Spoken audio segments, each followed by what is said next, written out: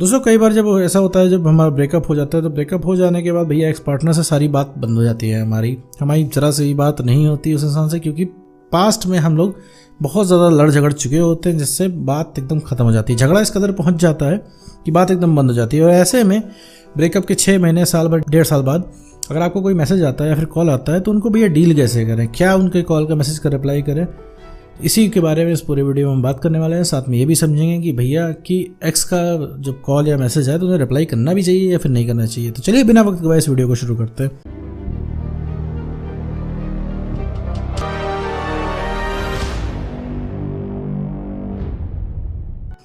तो मेरे दोस्त, मान लो तुम्हारा कोई रिलेशनशिप था, इसमें तुम्हारा ब्रेकअप हो चुका है। ब्रेकअप हो जाने के बाद तुम्हारे बहुत ज़्यादा झगड़े हुए थे उस इंसान के, जैसे सबके होते हैं, और झगड़ा इस कदर बढ़ गया था कि भैया तुम्हारी बात एकदम से बंद हो गई है। डेली तुमसे झगड़े होते थे, डेली इस चीज़ पे बहस होती थी, बहस होते होते मतलब इतने चीज़ें ख़राब हो गई कि भैया बात ही बंद हो गई।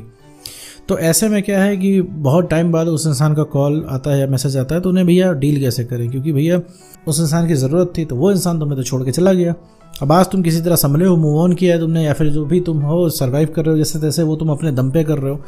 अब ऐसे केस में भैया तुम्हारे पास उसका कॉल मैसेज आ जाता है, तो भैया एक दुविधा भी हो जाती है। अब क्या करें कि जब इनका ज़रूरत थी तब तो ये थे नहीं, अब जब हम थोड़ा सा ठीक होने लगे तब इनका कॉल मैसेज आ रहा है, तो अब क्या किया जाए। तो मेरे तो सबसे पहले इन सब चीज़ में कि अगर एक्स का कॉल आ रहा है तो ऐसा बिल्कुल भी नहीं है कि आप इग्नोर करिए, हटाइए, बिल्कुल आप रिसीव करिए, उठाइए, उनसे बात कीजिए। लेकिन सबसे इंपॉर्टेंट चीज़ आपको ध्यान देनी है कि उनसे नॉर्मल तरीके से बात करनी है। उनसे ऐसे बात करनी है कि जैसे वो एक आपका नॉर्मल हाय हेलो वाला फ्रेंड है। कोई एक्स्ट्रा एफर्ट नहीं लगाना है बात करने के लिए, आपको खुद को एक्साइटेड नहीं शो करना है कि आप बात करके एक्साइटेड हो रहे हो। उनका कॉल आता है, बहुत अगर आप फ्री हो तब आप उठा लीजिए, उठा के मात्र 5 मिनट बात कीजिए, 5 मिनट बात कीजिए। बिल्कुल भी उसमें एक्साइटमेंट मत शो कीजिए, पास्ट की बातें बिल्कुल भी मत कीजिएगा कि आपने कितना मिस किया, कितना आपने कैसे सर्वाइव करा, कैसे आपने मूव ऑन किया। जितना पूछे उस इंसान को उतना ही बताइए, ठीक है, क्योंकि आप कन्वर्सेशन कोई तभी तक खींच सकता है जब आप बात कर रहे हो।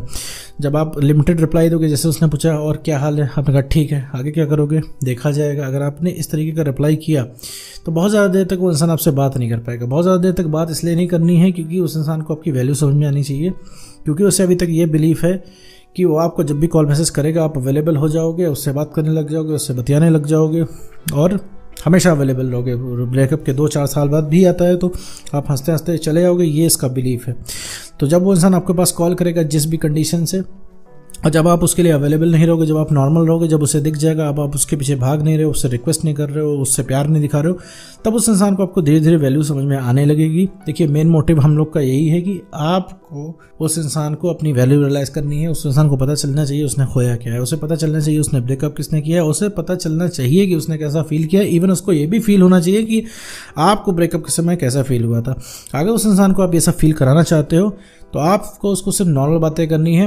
और जब है कि अब आप मान लीजिए बिजी हो तो उसका कॉल उठाना है, उससे बोलना है कि भाई आप शाम को 6 बजे कॉल करना, और शाम को 6 बजे आपको कॉल नहीं करना, जब उसका कॉल आए तभी उठाना है। फिर 5 मिनट बात करने के बाद कोई ना कोई बहाना दे के निकल जाना है कि हमारा भैया फ़ोन की बैटरी डाउन है, नेटवर्क जा रहा है, मुझे कोई बुला रहा है, मुझे किसी के साथ जाना है, कुछ भी करके आप निकल जाइए। मतलब कुल जोड़ घटा के आपके रवैये से उस इंसान को ये समझ में आना चाहिए कि अब आप वो पुराने वाले इंसान नहीं रह गए हो जो उसके पीछे भागते, अब आप वो इंसान नहीं रह गए हो जो आप उसके प्यार में पागल था किसी ज़माने में, अब आप वो इंसान नहीं रह गए हो कि आप हमेशा अपने इमोशंस दिखाते रहते हो। आप एक स्ट्रॉन्ग इंडिपेंडेंट इंसान हो गए हो और अब आपको कोई मतलब नहीं है। अब उसको एकदम से समझ में आना चाहिए आप अपने जीवन में मौज कर रहे हो और ब्रेकअप से बहुत आप मूव ऑन कर चुके हो। अगर वो इंसान रिलेशनशिप या ब्रेकअप की बात करे कि तुम्हें आज भी मुझसे प्यार है, अगर इस तरह का सवाल पूछे, आज भी तुम मुझे मिस करते हो, तो उसको ये सारी चीज़ें नहीं बतानी है कि मैंने कितना मिस किया, मैंने कितनी स्ट्रैटेजी लगाई तुम्हारे पीछे।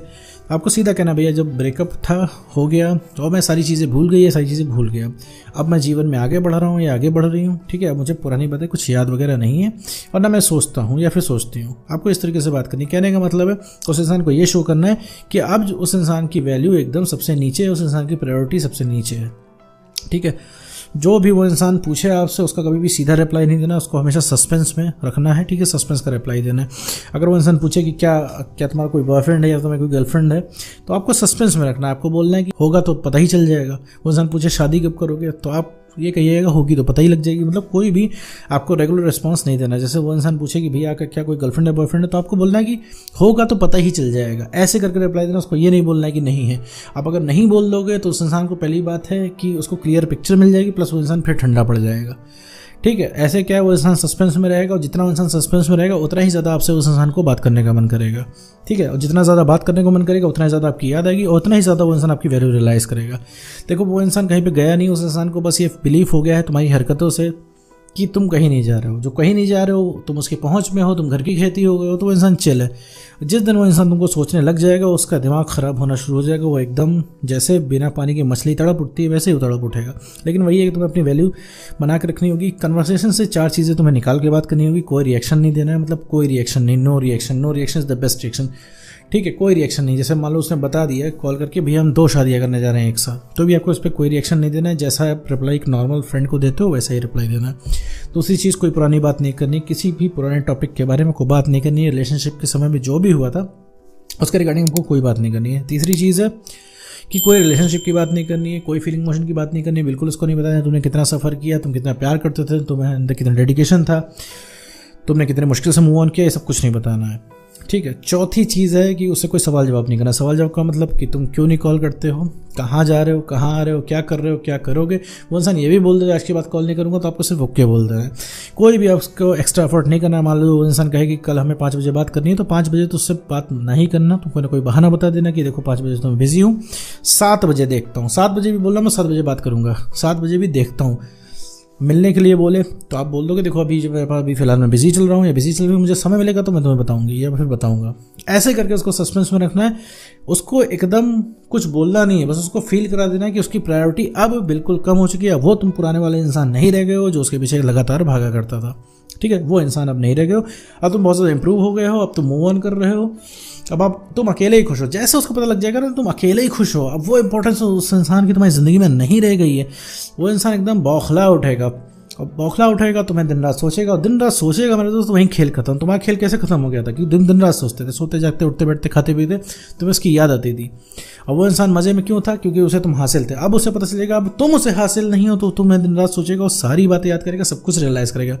कुछ टाइम बाद तुम देखोगे वो इंसान खुद सामने से आकर तुमको बोलेगा कि उससे कितनी बड़ी गलती होगी, उसने भैया तुमको छोड़ के कितनी बड़ी गलती कर दी, तुम उसके लाइफ में कितने इंपॉर्टेंट थे, तुमसे बेटर पर्सन तुम्हें मिल नहीं पाएगा। तुम सारी चीज़ें उस इंसान के मुंह से सुन लोगे। ठीक है, वो क्यों सुन लोगे, क्योंकि उस इंसान को तुमसे बात करने की तलब जागेगी, और जब बात करने की तलब जागेगी तुम उससे जब ठीक से बात नहीं करोगे, तुम उसको पहले जैसा तुम बात नहीं करोगे उस इंसान को, तब उसको समझ में आएगा तुम्हें वैल्यू। क्योंकि तुम हमेशा आसानी से मिल जाते थे तो उससे तुम्हारी कदर नहीं थी। जब तुम अब उसके हाथ से निकल चुके हो तो भयंकर तरीके से उस इंसान को तुम्हारी याद आएगी।